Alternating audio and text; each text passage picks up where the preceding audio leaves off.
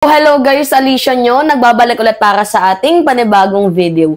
So mga minamahal, nandito na tayo sa era na kung saan itong si Bato at itong si Quezon, abay mukhang naglalaglagan. At aminado naman dito, itong si Bato de la Rosa. Ngayon, ano ba yung issue?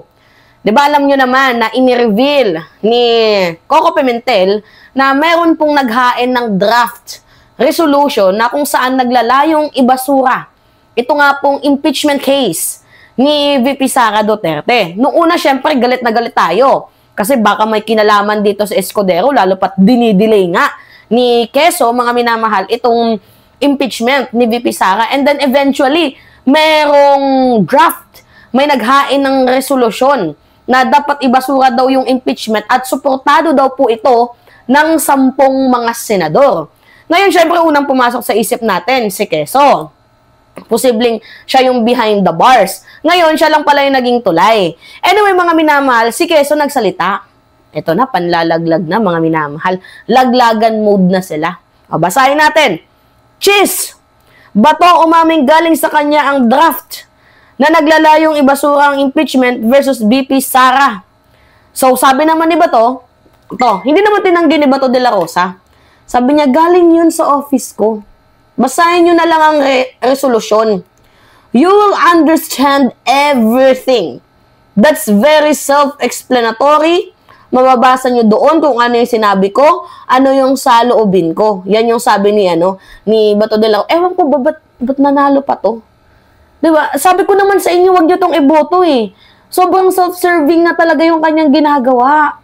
Diba? More on personal interest. Tangina mo ba to, binoto ka ng mamamayang Pilipino? Pilipino ang naglukluk sa'yo kasi ang akala namin merong maasahan sa'yo.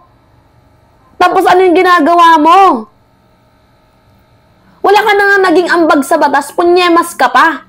Isa ka pa sa nagpapahirap sa ating bayan. Napaka-inutil mo. Ano yan? Literal na attack dogs? Di porkit in-appoint ka lang noon ni Digong bilang isang PNP chief ng bansang Pilipinas, tapos in-uplift lang yung name mo para maging senador, nadala lang ng mga Duterte yung pangalan mo bilang mga senador, and then ganito na yung gagawin mo? Takot yarn? And then tatanong lang, takot ba yan? Ha? Sana mapadali na yung yung sa siyam na co-perpetrator sa International Criminal Court para naalis sa lipunan nitong si Senator Bato de la Rosa. Kasi alam naman natin nakasama si Bato sa talagang aarestuhin ng International Criminal Court. Sana mas mapabilis. Sana mas mapaaga kasi ma-high blood ang mamamayang Pilipino kapag patuloy pang nakaupo sa pwesto itong si Bato de la Rosa. Wala talagang ginawang matino. Sayang pinapasahod sa'yo ng taong bayan. Yung obligasyon mo na paglingkuran kami, hindi mo nagagawa ng mais kasi mas inuuna mo ang ibang tao. Inuuna mo kung sino yung mga nakakatulong sa'yo before. Diba? Diyos ko. Ano pa ba nga bang aasahan natin dyan, mga minamahal? Talaga nga namang literally na gusto talaga nilang ipabasura yan kasi takot silang malaman eh. Diba? Napakakupal. Tingnan nyo tong na to. Actually, paglabag na to sa saligang batas natin eh. Itong ginawa ni Bato de la Rosa. Paglabag na to sa saligang batas. Masyado na kayong abusado sa kapangyarihan. 'Di ba? Di porket mga nakaupo kayo, sobrang abusado ninyo. Hindi ba kayo nahihiya? Panoodin natin to, mga minamahal. Basahin na lang yung resolution. You will understand everything. Basahin niyo yung resolution. That's very self-explanatory.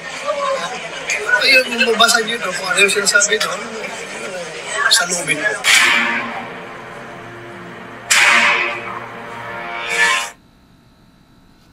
Yan. Ulitin natin. Basahin na lang yung resolution.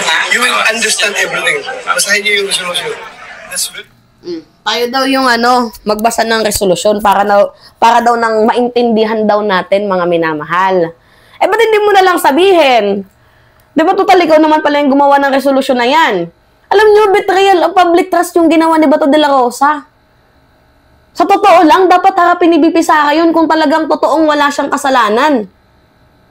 Kala mo naman talaga mayroong alam na no? Kala mo naman talaga mayroong alam si Bato de la Rosa sa paggawa ng resolusyon. Tanga, draft pa lang yan. Ay, nako. Resolution nga, hindi mo maipaliwanag eh. Nakakaloka. Tsaka yung ano niya, yung opinion niya, predetermined na, mga minamahal. Alam niya predetermined, alam na natin. Tapos kukunin pa itong impeachment trial judge. Hindi na dapat pwede yan eh. To be honest, mga minamahal. Kasi kapag West ka or hurado ka sa isang impeachment trial, dapat nananatili kang neutral. Kaso sa nakikita natin, meron ng pagkiling itong si Bato de la Rosa. Meron ng pagkiling, oh. Dapat tanggalin na yan bilang judge. Ang matira dyan, yung mga judge na talagang nagpapaka-judge. Diba yung mga hurado na yung opinion ay neutral. Hindi yung, Diyos mio naman. Halata na, kitang-kita na, oh. Tsaka nagtataka ako, imposible namang, well, sige, pwede niyang aminin nyo na siya yung gumawa ng resolution, pero meron bang alam si Bato de la Rosa sa paggawa ng resolusyon? O baka naman pinakodigo mo lang yan.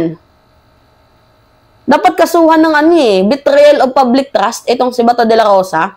Kasi yung ginawa nila, pagpatay yun sa impeachment ni BP Sara Duterte na kung saan talagang pinagbotohan yun ng lower chamber. Ayaw niyong malaman yung katotohanan. Betrayal of public trust talaga yun, mga minamahal. Dapat yung Senado kakampi ng mamamayang Pilipino. Kaso ano yung nangyayari? Merong mga sariling patron. Tumatanggap din ba kaya ng confidential funds itong si Bato de la Rosa? Meron din ba kayang nailagay dyan? Natakpan ba ng kwarta itong si Bato? Meron ba? Dapat yung loyalty mo sa mamamayang Pilipino. Tapos makikita natin kumakampi pa sa isang mamamatay tao, corrupt na public official. Grabe ba? Hindi magserbisyo sa bayan yung yung ginagawa ni Bato. Serbisyo sa mga Duterte. Walang silbi. Kaya nga dapat magkaroon tayo ng parliament, yung alam niyo yun, parliament system, yung unicameral. Diba? Tanggalin yung i-abolish na yan.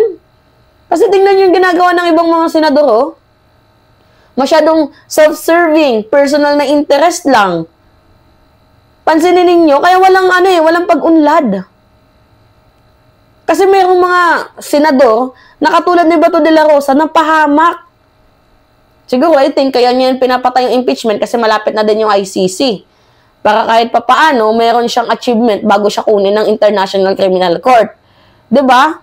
Baka pwedeng ganon. Epal talaga tong si Bato de la Rosa, sobrang epal. Diyos mio naman. Kung kukuha ka ng dapat lahat ng mga senador pumirma dyan. Yun. Takot ata lang talagang makalkalye yung mga pagnanakaw nila sa kaban ng bayan. Yan talaga. At saka pinapatunayan ngayon ni Senator Bato de la Rosa na hindi siya para sa mamamayang Pilipino. Diba? Lahat naman talaga tayo nagtataka eh. Bakit takot? Kasi kung hindi takot, kaya namang talagang harapin yan. Sa totoo lang, itulog mo yan, Bato. Nakakahiya ka bilang senador ng bansang Pilipinas. Sobrang sama ng ugali mo. Walang patutunguhan sa'yo, Bato. Grabe. Si Mary Grace, gusto mong ipa-absueldo. Dapat gumagalaw ang mga senador base sa rule of law, base sa mga proceeding, base sa batas, sa constitutional. Lalo pat yung impeachment na yan, constitutional duty yan ng Senate. And continuing body yan. So, wag niyong gawing rason na hindi pwede ang transition ng 19th to 20th Congress. Nakakaloka. Kaya dapat General Torre, pag lumabas agad yung warrant of arrest, hulihin mo agad to. Nakaka-bloodbath. Diba? Nakakainis. Punyeta. Alright, mga minamahal. So, yun po. Pahingi lang po ako ng comments ninyo. Yes, likes and share. And also, don't forget to click the subscribe, mga minamahal. And hit notification bell for more update. Yun lamang po kasi may meeting pa tayo maya-maya, mga minamahal. Kaya, dapat, diba, huwag niyong kalilimutan na i-click ang subscribe at i-hit niyo palagi ang notification bell for more update. Yun lamang po. Ingat, mga kababayan. Nawawala yung ano ko.